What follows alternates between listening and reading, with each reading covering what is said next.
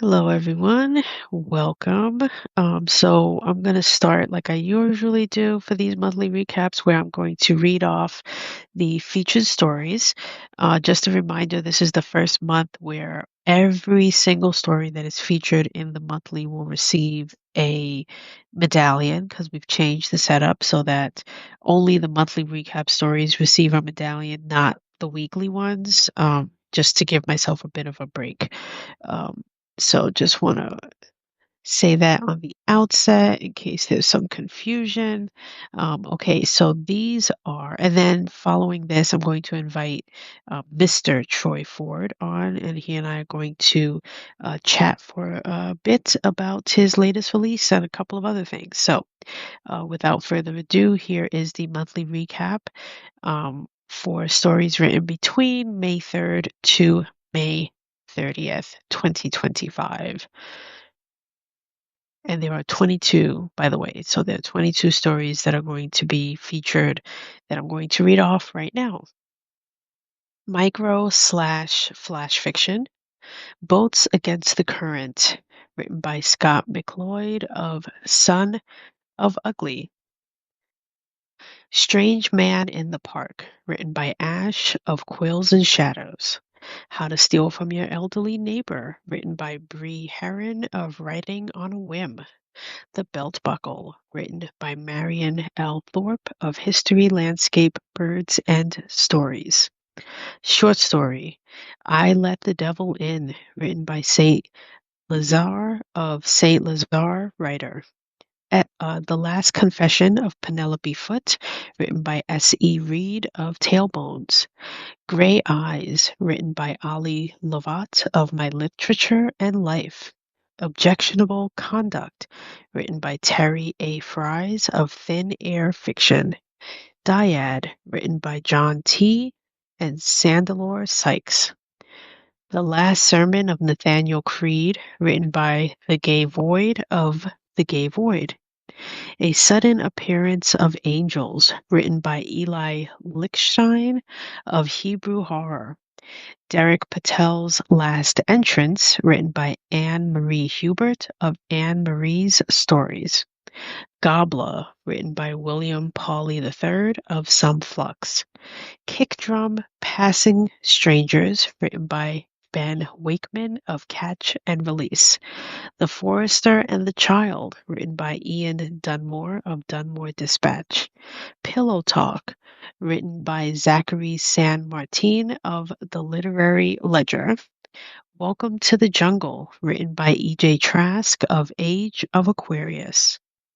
Short Serial, Sticks and Stones Part 1, written by Sean Brooks of Black Sun Books. Serial, Revenge Gambit, the Time Family Series Prologue, written by Patrick Stark of the Time Family Novel Series. The Sibyllid, the Pseudologue, written by Thaddeus Thomas of the Literary Salon with Thaddeus Thomas. Moonthread, chapters 1 through 3, read by Anthony Lee Phillips of Anthony Writes Fantasy.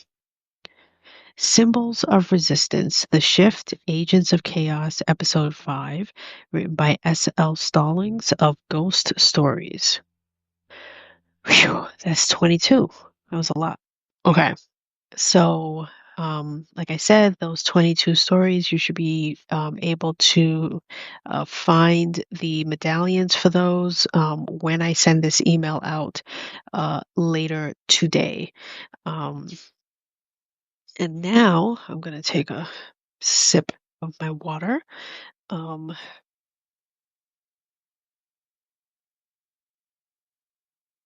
oh, okay. I feel like I always get a little bit nervous right when I'm about to do one of these interviews. So I like to get myself as prepared as I possibly can.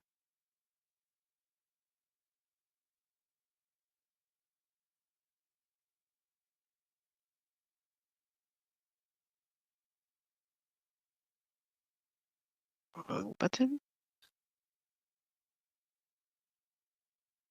Okay. I am going to now invite Mr. Troy Ford. Mr. Troy. Here we go. Okay.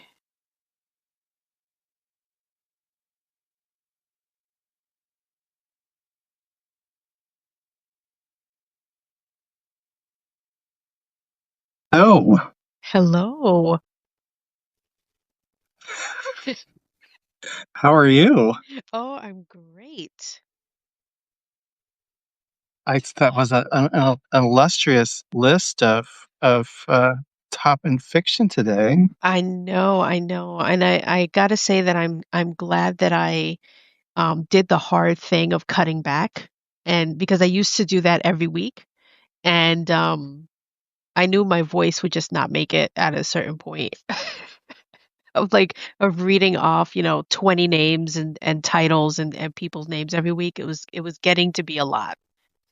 And so I had to It's s- what you do. I know. I set myself up for that, that I said every week I'm gonna come on here and I'm gonna be live and excited and energetic and read. And then I was like, guys, I'm getting burnt out. Like it's a lot. I don't think you understand the level. I mean, it's hard enough finding the stories, but then having to come on and read them. I know that everyone loved when I did it. You love hearing your name, you love hearing, but it's a lot. So I felt like doing it once a month gives it a bit more credence. Um, that only once a month I'm going to say your name. So if you want that to happen, get out there and write. Exactly. Work. Exactly. Um, Exactly. okay, so let's set that aside. Thank you, first of all, for coming on. I'm so excited. I reached out to you Thank you. immediately and I said, "Can I have you on? Would you mind?" I would love it. Like, but then I've seen you running the gamut of all of these interviews. So I've got to say, preemptively, give a bit of a preamble here for myself. That I feel like that puts a lot of pressure. I know you didn't mean to, but a lot of pressure on me to perform because it's like you're coming up after the 30 interviews you've done and all the things you've said, and now it's on me to find something new and interesting for us to talk about so that it doesn't feel like for you like you're just rehashing it all over It's again hey, it's and on again me as and again. well. It's absolutely on. It's this is a joint venture of Right. futility. So I almost feel like I've had a little bit of extra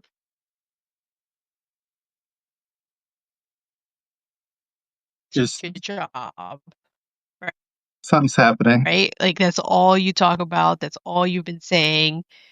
um are you there? Sorry. Okay. Yeah, You're yeah. back. I think you It froze for a second. Okay. So yeah, so I'm like, okay, I do want you to talk about Lamb. That's why you're here. So I would like you to introduce yourself, introduce your book that did just officially release, I think, yesterday. Yep. But I do have a few other things that I would love for us to talk about that isn't Lamb related, but is Mr. Troy Ford related. So Okay. it's more about you, but it's not so much about the book. So I don't know if it's my instability that's causing the freezing. I hope it isn't, but we'll see. So if you could just, um, you know, tell us about yourself, tell us about Lamb that just came out yesterday, and then we can talk about some other stuff. Yeah. Well, I have it here. Here's the cover of my book. Oops. Lamb, a novel and snapshot by Troy Ford. I love the cover. This guy named David Wojo, that's he goes by David Wojo, actually designs that Yeah. for me. And and yeah, so it came out yesterday, and it's the story of two friends from high school and their coming of age.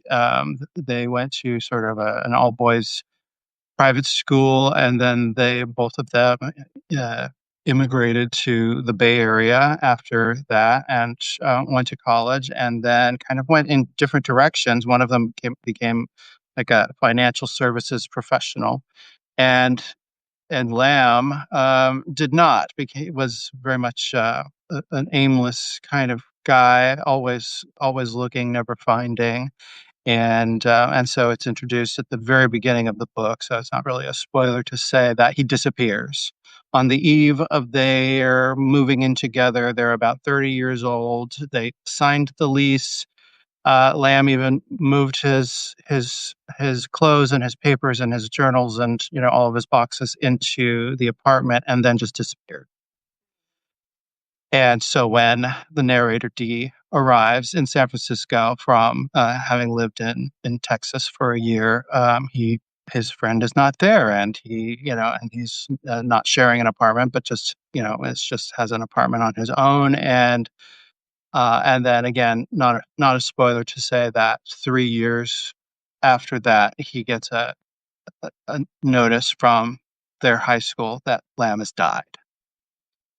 And so the book is exploring their life together in high school, in their 20s, all through their party days, their salad days, up until Lamb's disappearance, through the journals, the letters that they wrote to each other, short stories that Lamb wrote, and you get a picture of this character, both characters of two people that cared very much about each other, were very dear friends, but one of them just kind of went in a downward spiral, and so that's the essence of Lamb, basically.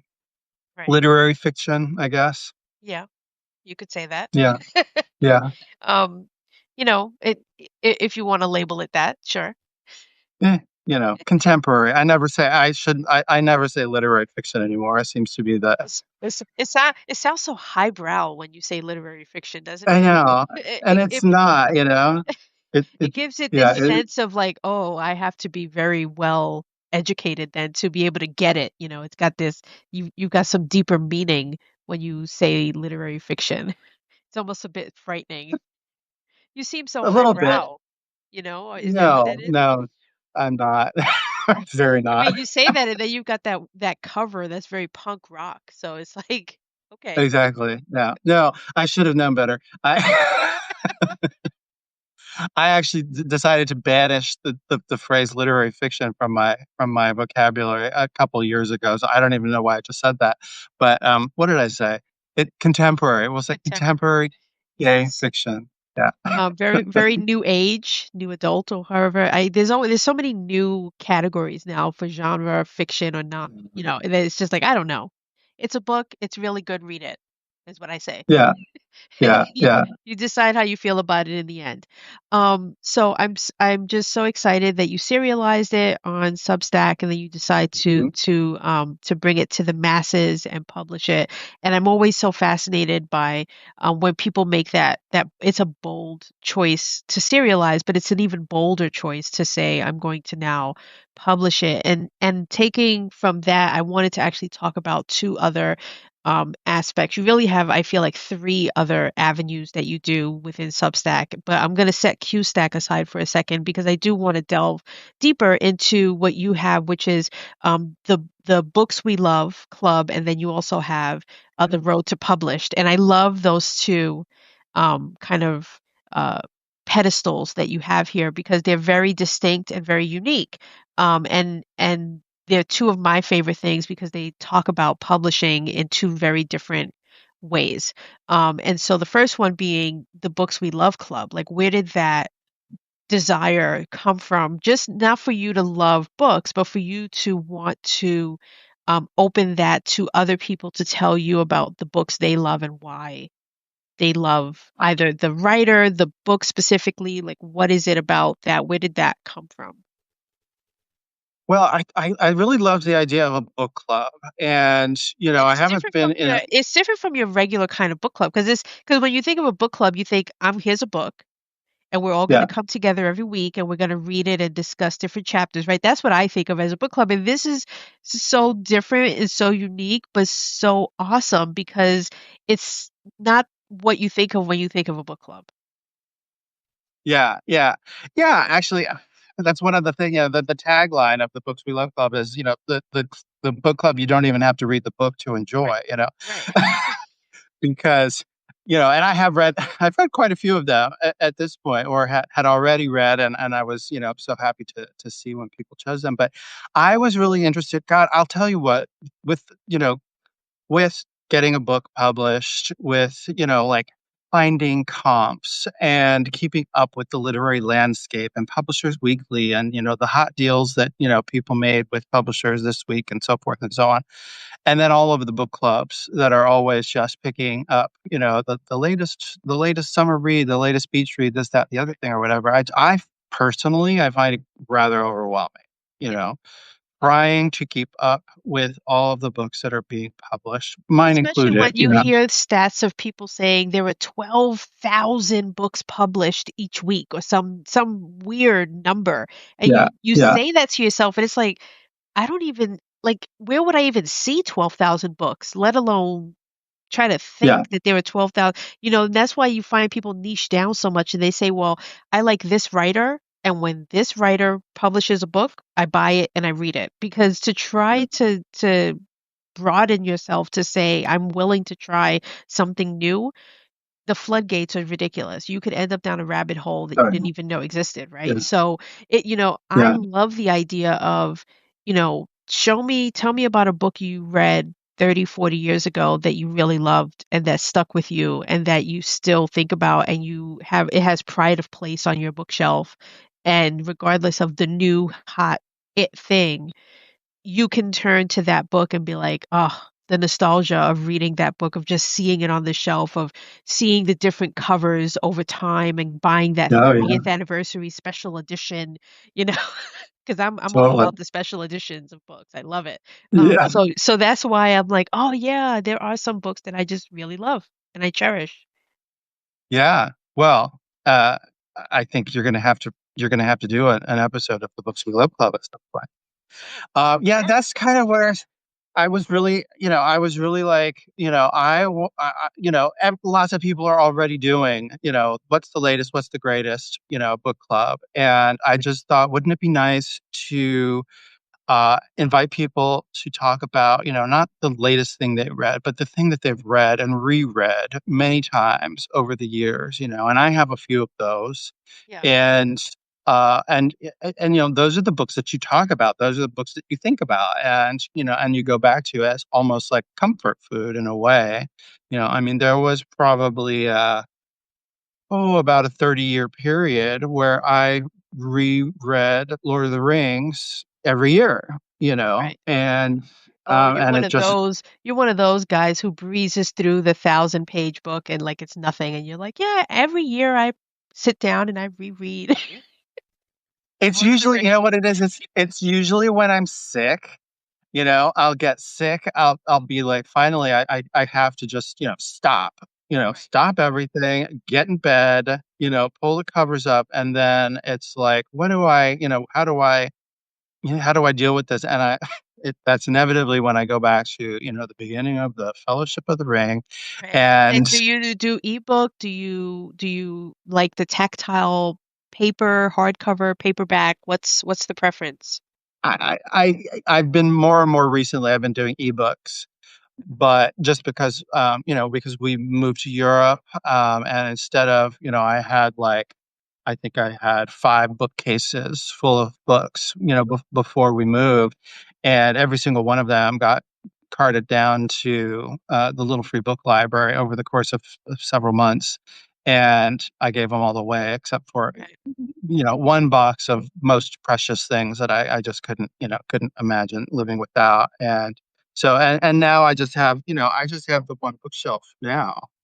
And we're imagining possibly moving again. So I don't want to fill up my boxes of books and things like that. So I go with ebooks now. But yeah, so the Books We Love Club is just an opportunity for people, and it's been really interesting too, because like I got Eleanor Anstruther did the version where she said, "Well, I don't love James Joyce's Ulysses," and that was a hoot and a half. I mean, that was a, right. a great one. To talk about one Uh, I don't love, yeah, yeah, and and here's and why. exactly, exactly, just some really good ones. Raymond Carver. I had never read any Raymond Carver before Tom Pendergast brought up what we talk about when we talk about love, and I'd heard it, but I just didn't know what it was or who he was or whatever. You know, like a name that you've heard, but you just Right. never quite get to the point where you look it up and find out what it's all about or whatever. So I've really enjoyed that. And it doesn't have to be, you know, classic books, and very often it's not kind of the classics that people necessarily think of. So, for example, I just did the last month's edition, which was "O Caledonia" by Elspeth Barker, and that's about 30 years old. So it's not a super old book, but it's a book I've already just having discovered it about 3 years ago now, I've read it 3 times, and it is just so, you know, it's so I read my read my glowing, you know, review of it on Ford Knows. It's just, it wormed its way into my heart almost immediately. I read it, like, back to back right away, and then I So is the format that a person, like, tells you what their book would be, and then you read it and review it? Or is it that they write a review on why they love it? Like, what does that yeah, format look like? And if it is yeah, no, like that, they maybe it should be, like, I tell you what book I like, you probably never read it, and now you have to go read it and review it. that's a good yeah, I don't know that I have it that quite in me, honestly. No, I invite the people to write the review. Tell us why you love this book. What's so special about it that you keep going back to it, and Yeah. why? And, you know, it's like I say, I don't really have a lot of parameters. It's like I say, 1 to 2K words, up to you. You Mhm. know, you pick the book. The only thing I've kind of decided in the last month or so was that I'm actively asking people to try and choose women or BIPOC or, you know, other marginalized, queer, or whatever characters, because I realized after the first 8 months, 9 months, they were all men. And I was like, that's interesting. Even though, It's rare, I was trying not to go there, but let's go there for a second because sometimes I will say I don't notice that as a queer black woman, there are many times where people ask me like, how do I feel in certain social situations or certain other situations, and I'll go back all the way to college where unless someone brings it up, I don't notice that I'm the only black person in the classroom. Where it's like, "Oh, mm, yeah, let me look around." Until that teacher that day happened to say, happened to bring up affirmative action for reasons I don't even remember at the time. And it just so happened that I wasn't the only black student in the classroom, there was another. And again, I don't like, I don't it's not that I don't see race or I don't see color, but it's not the thing that I'm looking for whenever I enter a room. I'm, like, gonna stop and do a head count and see, "Oh, I'm the only black person in this room," right? So, when that came up and the other student, she was a female as well, said, and very proudly, "I am here because of affirmative action." I was blown away. I said, "Whoa," mm, because I said, "Well, I'm sorry, I don't know about you, but I'm here because I'm an A student." And that, you know what I mean? Like there was that moment, that great divide of like, I'm proud that regardless of my schooling, my whatever, I'm here because I'm black. And then there was the black student who said, race had nothing to do with it. I'm here because I'm fucking smart. Like, let's get it straight here. Like, you're not gonna tell me that the reason why I'm sitting here is because I'm black and the school, chose me for that reason. But anyway, so whenever I see, but now I start to see those things. Like, I can't even remember what literary something made a huge announcement to say, here are the judges or something, and they had a page and everyone went to the page and they stupidly left the comments open, and so the comments were flooded saying, well, so much for black people. And I went back up to the pictures and I said, "Oh my god, they're right. There isn't one black person," and they're trying to say how they're going to represent, like they're representing and I can't remember what the website was or who the organization was that had all these judges, and it was just I don't notice those things, but now I'm paying attention and it's like, yeah, that's missing. Why is that missing today? Like why Yeah. could you not find a female? Could you not find a black person or Asian, the Pacific Islander? I don't know. Like whatever. Like Yeah. Yeah. and I do try to stop and think. And it's hard for me to do because I'm just going through. Like I don't have time to stop and look and make sure, but that is important to stop and look and make sure because before you know it, someone is going to say, "Hey, Troy, how could you have Q-Stack and you don't have any, like you've been doing this for 8 months now. What's the deal?" Like, Yeah. you, Yeah. No, I was kind of you know like, what I mean? holy shit, how did this happen? Like, And you don't want someone else to point it out to you and be like, "Oh shoot, I didn't even think." Like, yeah, you're right. Oh, let me quickly find someone to fill this gap that's missing clearly. But it's yeah, true, yeah. unless you're Well, noticing, and it's what's so crazy is my wife will be the first one because she runs a horror contest, a horror screenwriting contest, and she's very like adamant, like I've got to find the winner has to be a woman. It has to be a black person.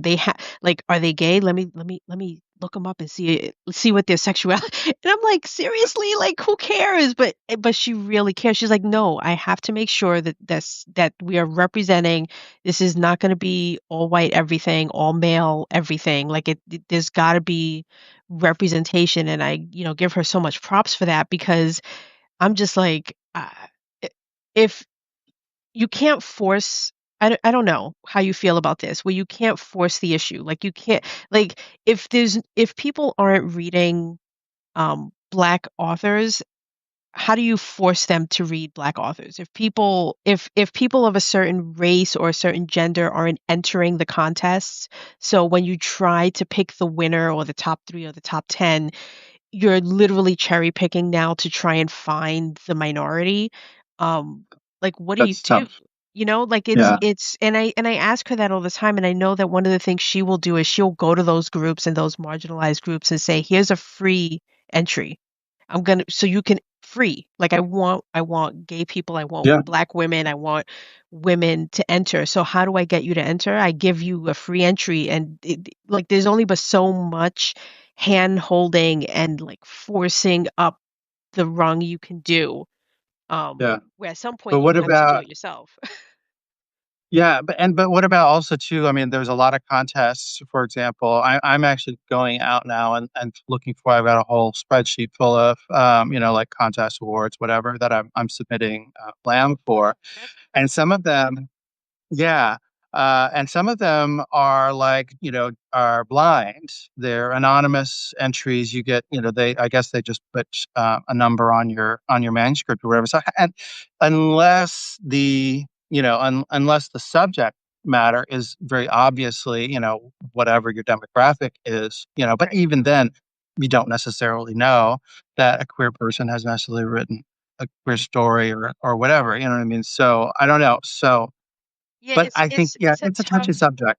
It is very touchy, and I feel bad for the organizers of those things because they are going to be the first one to get targeted of like, well, why didn't you and why isn't there? And this is clearly missing. And it's like, well, you want to be anonymous, right? Like you said, you want, but then if you're anonymous and you accidentally find out all of your winners are white males, then you're Mm. screwed. And you're like, oh shit, someone's gonna notice. And they're gonna say, what happened here? And it's like, well, they were the best. What do you want me to do? Everyone else didn't enter. It's like it's one of I those, think you have and to I stand hate to by bring it. this up with you, but as a gay man, as a gay woman, I feel like you can't not talk about the Yeah, elephant in the room here of like this is an issue and I understand it's an issue. And so while I try to be um I don't want to say Switzerland or oblivious to it. I understand what it is. Like I don't want to seem um like it's all about race, it's all about gender, it's all about sexuality. I just want to love fiction and I want to raise up fiction and the fiction community as a whole. And I'm yeah, not going to raise someone up or only raise someone up because they happen to be black or that they happen to be a white male or they happen to be this. You know what I mean? It's very difficult to be unbiased and biased at the same time. Like Yeah. I Yeah. have to try to set parameters without setting parameters, without upsetting everyone, without causing a rift, and I know with Top in Fiction, I feel like I set myself up for it's an everyone thing, but I also need to look out for the little guy of like, let me see what I can do to help you too, and help you not feel left out and help you feel like Yeah. Yeah. we're all in this Yeah. together. And I know with you with Q-Stack, that's one of the things you're um, advocating to do for the queer community to just raise everyone up um, and leave no Yeah. one Yeah. behind. Yeah. And I've tried very, very consciously. Fortunately, I'm finding like because QStack is besides the directory. So there's the directory of all of the different queer substacks out there, but then there's the platform aspect of it, which is that basically all of the content on QStack is other people's writing. I've written very, very few, only just kind of, news and announcements and the occasional post about this, that, the other thing. But for the most part, every QStack post focuses on somebody and their writing, and whether it's poetry, short story, nonfiction, and so forth. And I've tried very hard to make sure there's a mix of genders, of sexualities, of uh, uh, trans people are absolutely included. I've actually you know I've been very vocal about that. It is a community that welcomes trans people and does not welcome any kind of of rhetoric that implies that there is something wrong with trans people or whatever. So and I've tried as much as possible to include all of those voices on Right. QStack. So yeah, and you just have to work at it, I guess. I mean, yeah, if there was an award, or there was I mean, the Oscars for the most, it's a very similar situation. They always get lambasted every year for not having, a wide representation of Right. people of Right. different color, genders, Yeah. whatever. And I never and like I said, I never think about that before, like how many Black women are going live on Substack and doing interviews and discussions. I don't know. There probably are many. I'm not saying I'm following everyone to know who's going live and what's going on in other communities. I can only speak to the fiction community, right? And so I'm trying to make it a place where you're seeing all kinds of people and you're hearing from all kinds of voices. Now that we have this ability to go live and to have these kind of conversations, I want more people to feel comfortable to come on and see that it's a cool happening thing to do and it's a fun time. And so you should do it. And I'm constantly, slipping into I don't know how many people's DMs on a regular basis to say, hey, you want to come on with me and talk? Yeah. It's not too difficult, I don't think.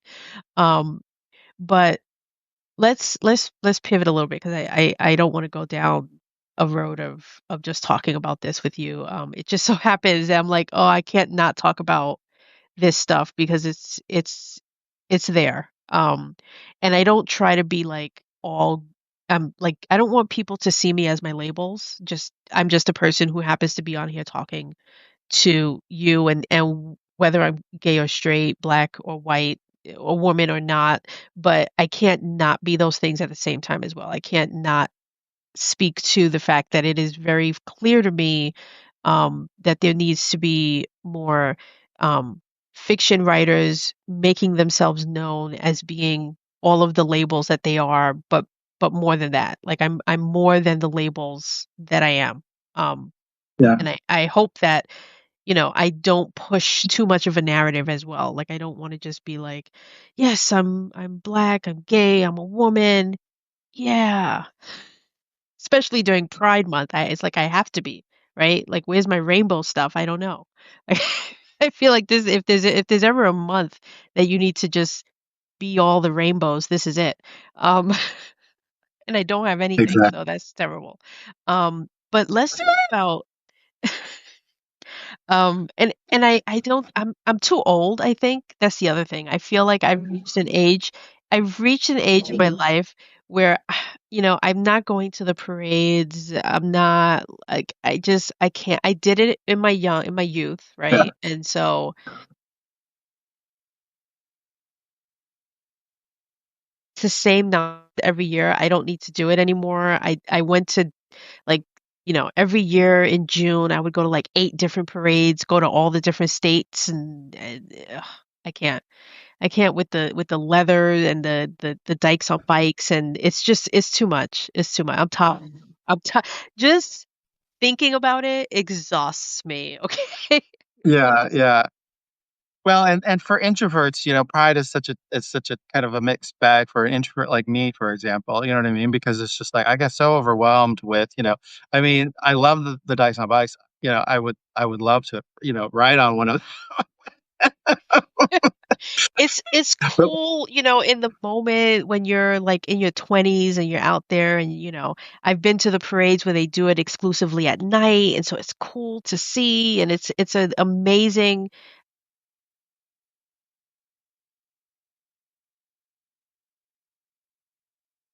you know, I've been to one too many, I think, and I'm good Maybe now. so.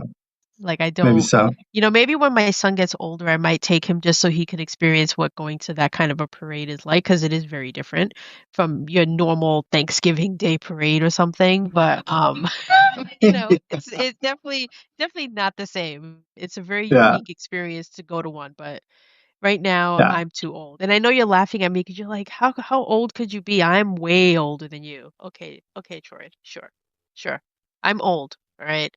I'm not Older than the me, is that what you're saying? no, no, no. This is the year I was born. This is the actual year I was born, so no, I'm not older than you. No. I'm an 80s baby. Okay, so Road to Published. I was actually just before we got on this because I was like, okay, I want things to talk about outside of Lamb. And so I was reading through most of your Road to Published posts, and I love them because the last one especially, you talk about all of the people who self-published.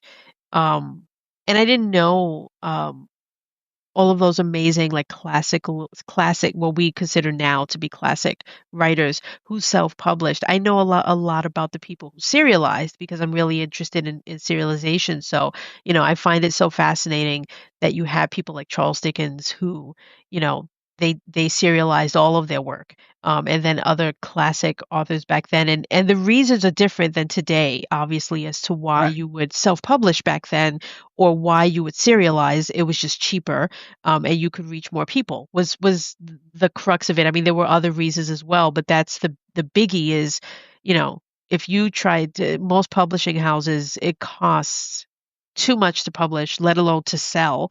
And so people, only the rich could afford to buy a book. So if you wanted Right, to reach the laborer who could only afford to buy the penny magazine or newspaper, then you had right, to serialize, and that's how, you got more people to read your work, let alone the people who were literate and who couldn't read at all. So there was right. that issue as well. Not everyone could read back then because to read was a sin. But anyway, I'm getting too into the weeds now. Because I've been reading a lot about serialization and what that was like and how people would gather in people's houses because if you didn't know how to read or if you couldn't afford the book, you instead of gathering around a TV or gathering around a radio as time passed, before there was radio and before there were TV, people actually gathered in the living room and you brought out the one book that you could afford and one person would stand in front of and they would read it. And so that was a thing. Like you heard a book being read to you out loud, which I think is so fascinating, which is why I did the sociable that one time because it's like, oh my God, I love the idea of people gathering and you just read your story. You Yeah, know, you don't have to do it around a campfire. But anyway, yeah. the roads are published.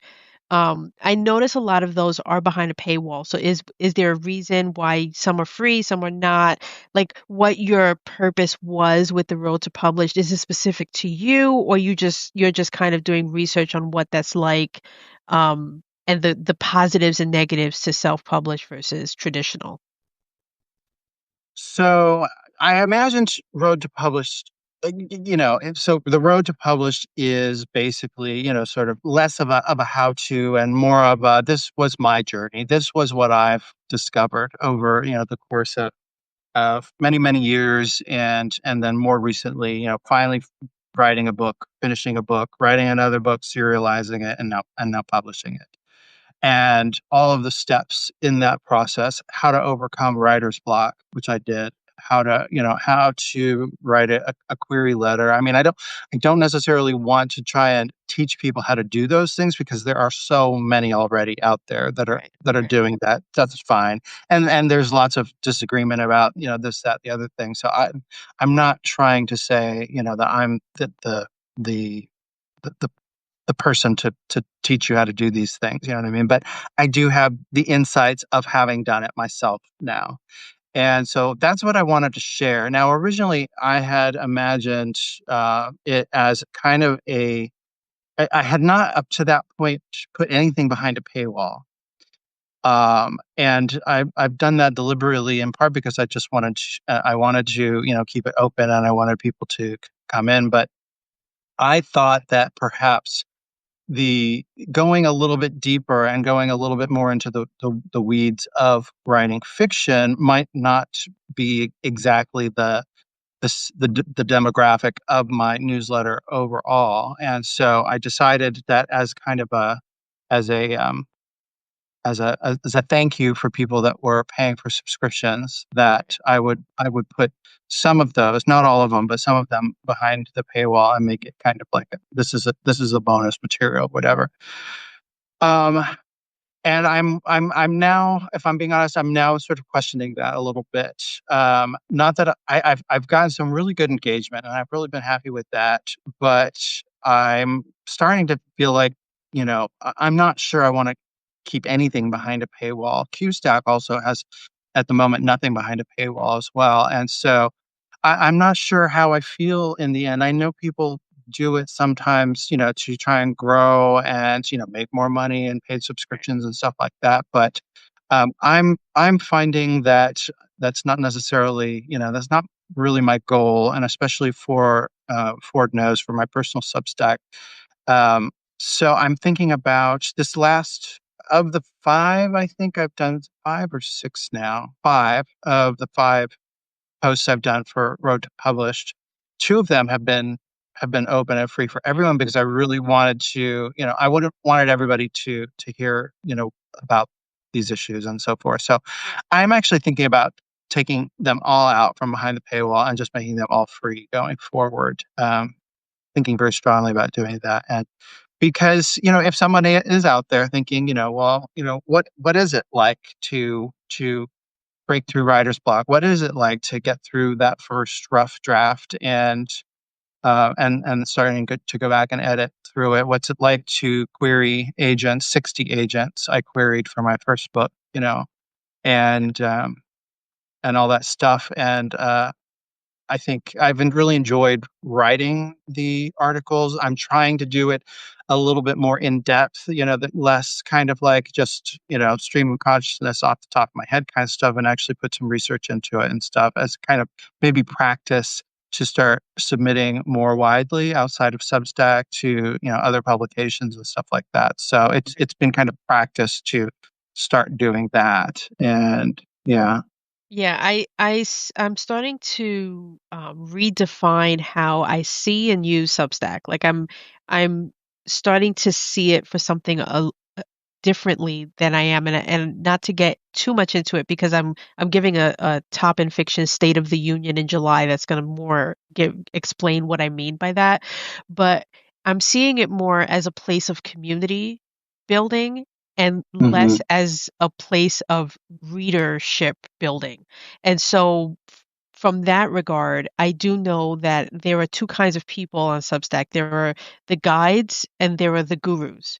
So Um, the gurus are the ones that they're like, I'm going to teach you how to make $50,000 a month from your Substack, and I'm, like I've got all the answers.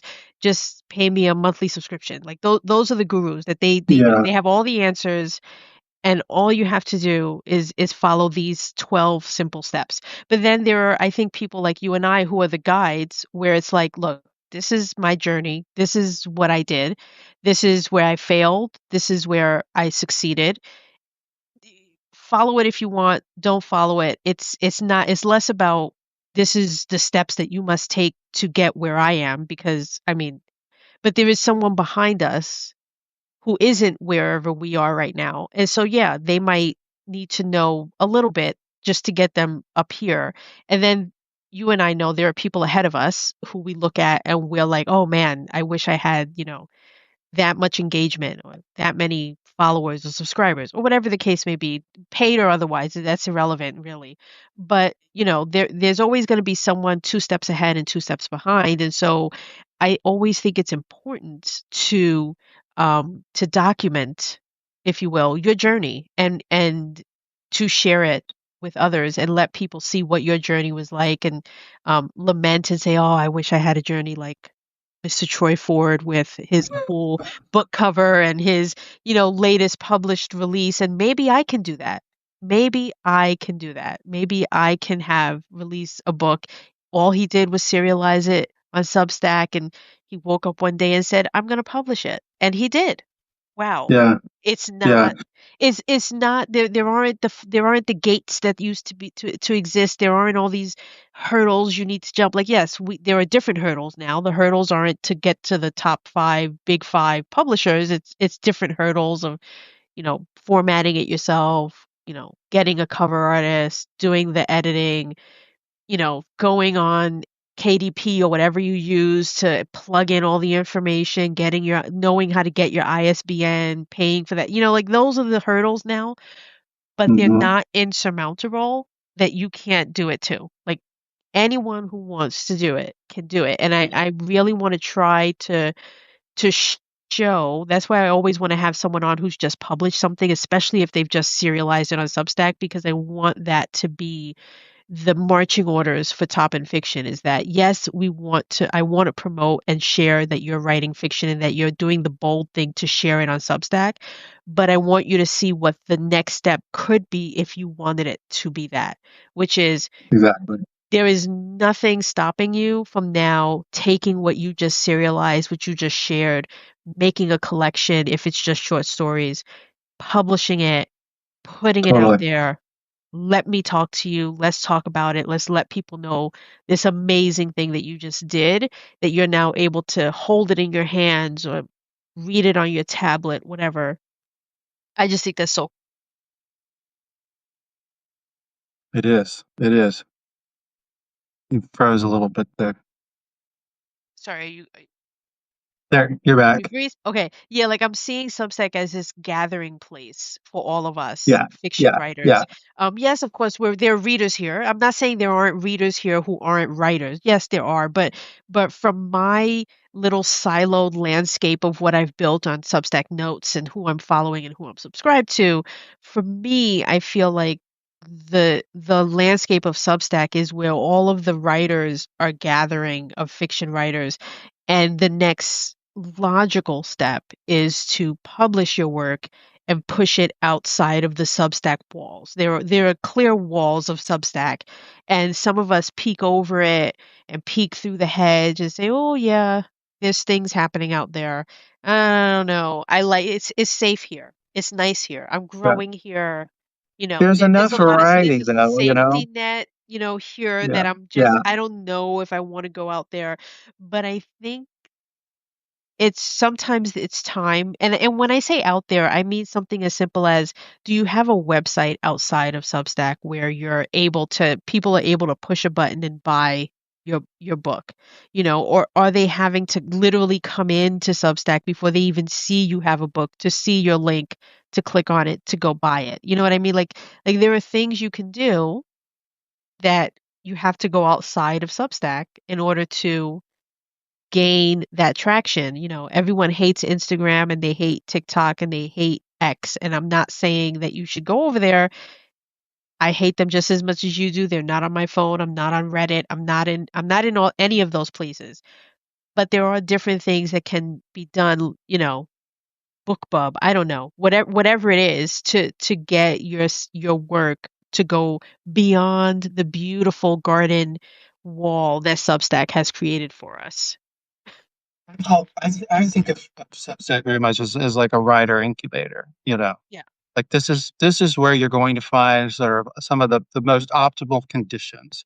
You've got a community, you've got a readership, you know. It takes a while sometimes to kind of get going. But there's such a, you know, overall there's so much less trolling and toxicity on there is. Substack And that's why it's that so you can safe do and that. cozy. It's so where Yeah. you can cook, like you can cook here. You don't have to feel like, oh, maybe I can't write that. Oh, maybe I can't say that. Maybe I can't share that. There's a lot of that in the other Mhm. places that I mentioned. Where here, it's like we want you to say that. We want you to talk about it, to put it out there because then other people will latch on and there's so many different events, writing events and different social gatherings that Mhm. happen simply because someone decided to write a note and say, I've been thinking about doing X. And then so many people come in and say, oh, that's so cool. Yes, let's do that. And then before you know it, a thing happens and a bunch of people are participating. And it's like, wow, that's kind of awesome. You know, like Yeah. Yeah. how easy and quickly was it for you to say you wanted to do your, you know, the Books We Love Club before you probably had people coming to you to say, "Oh, I'd love to tell you the book of." Like, did you have to go finding people or did people come to you, do you find? No, I've actually had to reach out to people for the most part. In fact, of the fun, it's only been going for 9 months or so now. So, but only one person has actually reached out. I'm, I'm, I'm always surprised at how often people, you know, don't reach out. And I think this isn't specific to me, but I think there's a real fear in a lot of ways. You know, it's, uh, people are afraid to say, you know, "Oh, I want to collaborate with you. I want to do Right. something with you." You know, and so my kind of suggestion to, you know, to people who, you know, are feeling that way, and to my own self, because, you know, even for example, with QStack, with the, you know, the news and announcements and so forth, you know, most of the things that I put on in the news and announcements are things that I have gone out and found myself Right. because And you people know are what? just not reaching out, you know? I will say I intentionally did not come to you to say add me to the Q stack. Mm. Intentionally. And I'll tell you why. It wasn't I think You're it on there though, wasn't right? I yes, I am because you put me on there. And Yes. That's when you that's say what I that you thought. have to go out and find people, yes, I can see why because I don't follow my own advice, which is you should just go and say Do it. something, right? Take Um, every opportunity. and I think the same thing is I think that there's this the library. I'm sure you're familiar with the library that and you know Insta-moto. like I yeah like I just there's something where I feel like, "Oh, that's not f it wasn't built for me, so I'm not going to say you should add."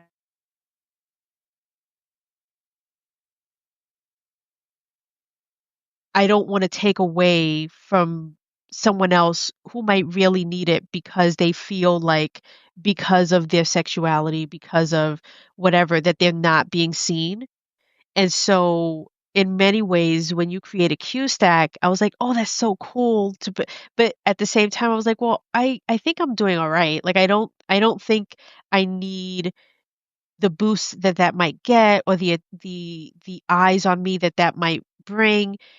So there was something where I just felt like I don't need to tell him, you know, "Hey, you better add me to your Q stack." Don't you Yeah, know? yeah, Like, I don't I and yeah, I don't know why, but there was just something about it where I just said, "Oh, you know, like, when I see that someone is building something and I feel like I fit in that box that they've just created, that stack or whatever, my inclination is like, I don't know if they built that for me, so while I Yeah. might fit the parameters, it's all Yeah. right. I don't need it. I'm doing okay. I've got subscribers. I've got interactions. I'm communing with my people on notes, so I don't really need to, be so There's something I showboaty think about it. there's something very, I don't know if this is American per se, that kind of go it alone, do it yourself, pull yourself up by the bootstraps or Right. whatever. Right. There is something very vulnerable about reaching out to someone and say, I want to be part of your club or I want to be part of Right. your community. You know what I mean? It doesn't even have to necessarily be like, I need help, but there is definitely, there's a it's not the entrepreneurial, spirit to, be a joiner. Instead it's like create your own thing, be your own boss, and be the hero to your own story, as opposed to saying, I want to be part of a community. I want to meet people that are like me and to work together, as though, that's what that's what I was doing. I didn't really think of QStack as pioneering anything. I thought of it as, I could not find other queer people on Substack when I was first writing. And I was finding lots of people. I made, lots of good friends and stuff like that, but there were just, where are all the queers? And so through these really, labor intensive keyword searches and stuff, I realized what a need there was, and the fact that there is no demographic categories on Substack. There's no just for women, for BIPOC, for Asian, for And I gay or think that's queer or why whatever. all of these stacks just naturally present themselves because there isn't. That's really why Top and Fiction even came into being is because the fiction section was not fiction and I don't think still to this day, if you went to the Discovery to look and see Right. who's at the top, it's not, you It's know. not actual fiction, Right. and it's Eh, bestsellers, and it's like, okay, I get it, you know what I mean? But I don't know. It's like I'm here for the community. I'm not here to just be a fanboy, you know what I mean? Yeah. And to follow, the biggest names, and so I don't know what Substacks, end goal is in the way Right. that they And I was honestly present these just things, but tired of people complaining, myself included, about the fact that it just didn't exist. And I said, you know what? I'm gonna just stop and never go there again. I don't need to see what the heck they're doing over there. I'm just gonna create my own damn list. And instead of waiting for someone else to come up with a stack for it, I was like, you know what? Let's just create our own top and fiction. And like you, to this day, I'm still discovering, I'm still going out and finding the unfindable, mining the mines, thinking if you think that we found all the fiction writers, think again. Because I yeah, mean, I've my list is almost at 750 different, unique fiction writers that have been on Top in Fiction for the first time. yeah, I'm out there and I'm looking for them on a daily basis. And the fact that I'm still able to present to you like brand new names on the list every week, let alone every month, yeah, every week, yeah, I'm finding 5 to 10 new fiction writers.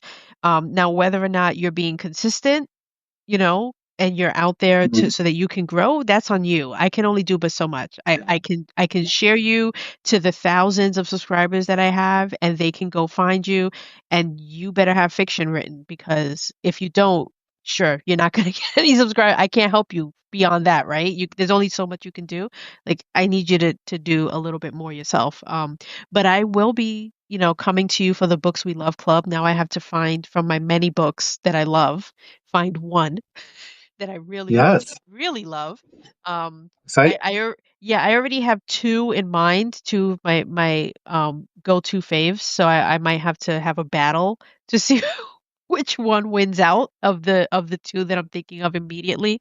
Um, but I will definitely do that. And anyone else, you guys, Yeah, if you you know, have a book that you love, let them know. It would be super fun and super cool to do an edition where you actually have two favorites. So I don't know if you ever read, this is one of the early kind of things I did was to say, who's better. I think I only did two of them. One was Dolly Parton versus Cher. Ooh, ooh. When I was think I think that's a taste, that's a preference thing because while I love Dolly, and please, nobody hate on me right now with what I'm about to say. She is an acquired sound. I don't think I can hear an entire Dolly album. Like I can hear a hit here and a song here, but a little reprieve in between because of the tone of her voice. But Cher, I mean, I could listen to Cher all day. But oh again, sure, of course. but it doesn't mean I don't love Cher more than Dolly. It's just like I don't know that I could do an entire like 40-minute album of Dolly. Like I need a little break in between. She's got a little bit churchy. She's got a little bit churchy in her older years, if I'm being I honest. mean, but she's an icon. Give me, She is. a little Well, Dolly, Cher not too won. much. Cher won, but the way that it got started was, you remember those Snickers commercials with Aretha Oh, Franklin and Liza Minnelli? yeah. So I decided to do Aretha versus Liza, and it was kind of a hoot. So if you wanted to do, like a smackdown between your two favorite classics, I'd be totally, I'd love it if people were, like with Eleanor doing the, I hate Ulysses. If you wanted to do that as well, I'm totally open to, new ideas Yeah, and books. I just might do that because they are they couldn't be more different antithesis to each other. One, the author is deceased. The other one, the author is very much alive and still writing. So it would be like But two total polar opposites for the books. I would insist that you pick a winner though. Oh, That's the one. Yeah. I'd have to actually come down to pick a No winner. waffling. Okay. And they both have a movie based off the book. I'm just Oh, thinking right okay. now, like they both do. One of them, and I love both of the movies as well. It's one of those where the movies follow the book to the letter type of situation. Oh, So, just good. to pique Okay. everyone's interest, I won't say what the two are. You'll have to wait for my post to come out. I won't even tell you a sneak peek. Um, but anyway, yeah, so I think people need to come to you with what books they really love. Because one of the things I wanted to say was not just the book, but I feel like you find out a lot about the person who picked it because Oh, yeah. it says a lot about you if what that book is that you really love, like what kind of Yeah. person you are, what kind of sometimes what kind of stories you're trying to tell in your work. Like it really can be very revealing, to and Mm, very personal when you say what book you really love. Um, yeah. Yeah. it can say a Absolutely. lot. So Yeah. Yeah. Well, you just interviewed Sally Reed yeah. recently. Sally's doing the next one, Oh, next okay. this month, actually in June.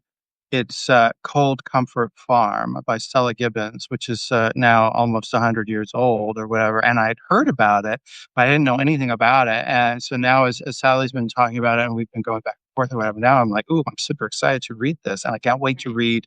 I've got her submission in my inbox, and I haven't with the publishing and everything. I need to look at it this week or over the week.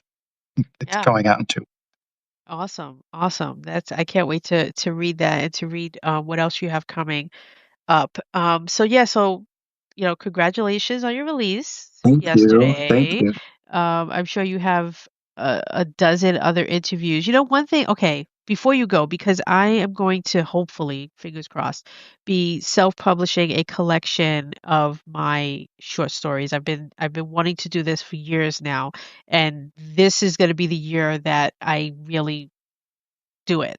And so one question that I had, because I noticed that you have been doing all of these interviews back to back to back. So how did that come about for Lamb? Like did people hear that you had a book release and ask you the way I asked you, do you mind if I interview you about it? Or did you want to do a what do they call it? Not a tour, but like do a tour of your book and so you're doing all Yeah. of these different interviews with different people to basically promote it. Like, so how Yeah. did you get to like whipping out your calendar and saying, "Boy, I've got so many people who want to, you know, So I It can was a combination, really. It wasn't like, people certainly weren't knocking down my door or whatever, but it was a combination of people like, for example, I had done one with Ben Wakeman when he finished up Departures, his most recent serial novel, and he had asked me, and he had also asked Julie Gabrielli and Kim Warner to do it. And so he ended up doing one with the two of them, and then he and I did one. And so I was just like, well, when Lamb comes out, will you do one with me? You know, right, and then also because it was a natural fit with Gail Marlene Schwartz and with Kim Warner again. Because we've been working on this movie project, I should say movie, it's a short film called Unsung, which will be premiering this month and for Pride Month or whatever. And that'll be the last weekend. So there will be more details about that. But Gail is in the film, and Kim and I are co-directors. So it was a natural fit. Also, when we discovered that Gail's book also was coming out on the same day, and we were like, well, we need to do it all together, and the themes are all interlocked. About talking about men and what's wrong with men, and that sort of thing. well, So I you've it was a written that combination of interview. yeah, and it's just posted. Yeah, yeah, we did it yesterday, and it's just posted on all three of our Substacks.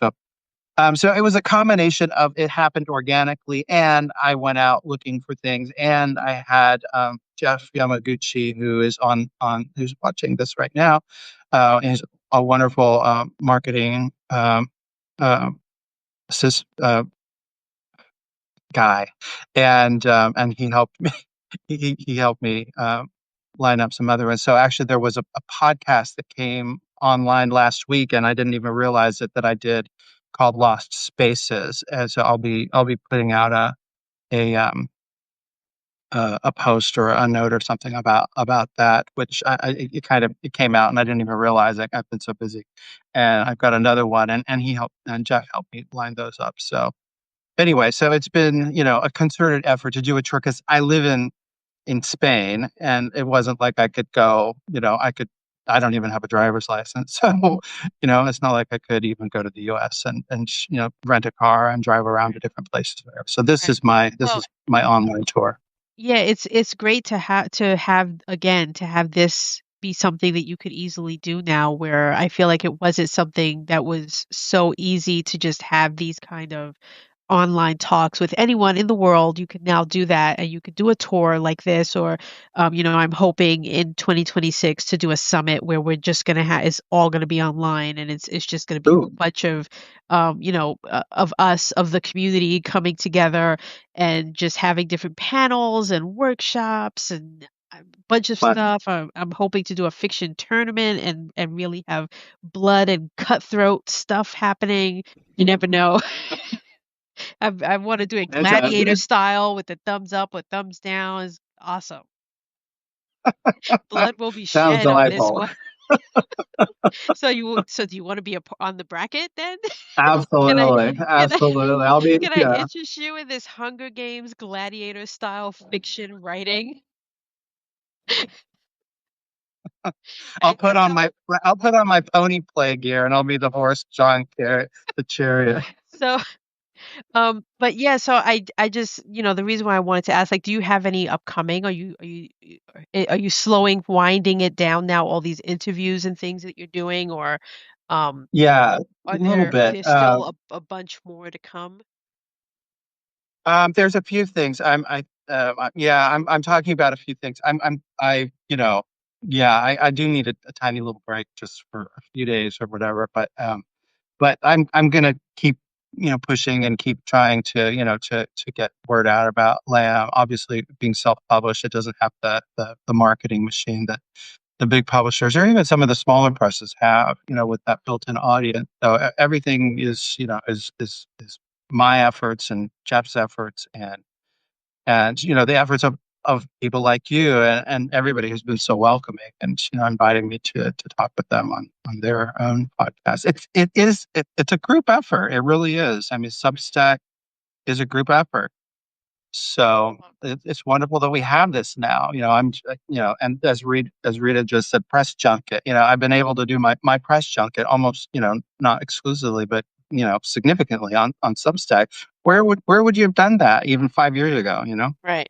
I mean, I don't think it could have been done on like YouTube or I don't No, even know where no. else. Like it just wouldn't have worked. It wouldn't have had the same vibe. You wouldn't have had like 31 people in the room, like unless you already had a built-in audience, right? So like there's so many little things that we don't even think about that we in many ways take for granted.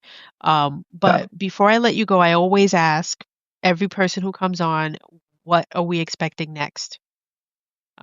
What are Obviously, we? you're going to be, like what are you serializing next? What's next in the world of Mr. Troy Ford that we I'm can not look forward sure about serializing, but I do still have my first book that I wrote that I submitted to agents and that, kind of I just sort of set aside when I started Substack because I kind of threw myself into getting, my newsletters going and first it was my personal newsletter, then it became QStack, and then it became Lamb and serializing that, and I knew that Lamb was going to be go from serial to self-published. So the next thing up I think is going back to my first novel, Waterspout, and maybe taking one more crack at editing and revising that and then making that my your next second book. published book.